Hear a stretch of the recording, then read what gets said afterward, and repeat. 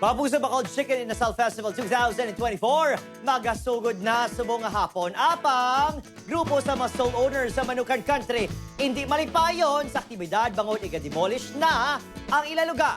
Yaring balita nga itong gintutuka. Halin sa malaba nga pagsugba sa inasal nga manok, tubtob sa tinutuyo nga pag-level up sang naanda niya Chicken Inasal bilang global icon. Hiwaton ang Bacol Chicken Inasal 2024, umpisa subong hapon, tubtob sa Domingo. Ang kapistahan ang nagapabakod sa posisyon sa Bacol Chicken Inasal bilang cultural property sa Bacolod City. We wanted to elevate this in a more global perspective. This might be smaller if you compare it with our renowned Mascara Festival. We want this festival to be another platform in Bacolod City.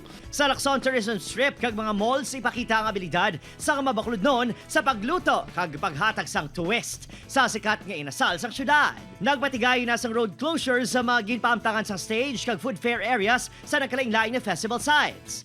Apang, sa tuwa sang pagtibo sang Chicken Inasal, nagpautwas sang ila kasubo ang mga madugay na nga stall owners sa Manukan Country nga daw kaangay nga wala masapakan sa selebrasyon. Ang pamilya Velez nga isa sa mga nagsugod sa Manukan Country pinagi sa ila lolo nga si Banoy Velez sang 1946 ginahibit na lang kuno ang kaugot sa tunga sang kahiwatan. Sa Hunyo, ginapaabot na nga magsugod ang demolusyon sang Manukan Country. Pangasubo sa lolo, biskan wala na sa samon. Wala nang manukan dito kasubo. Kasubo ang chicken inasal kasi wala man nag-join ang manukan.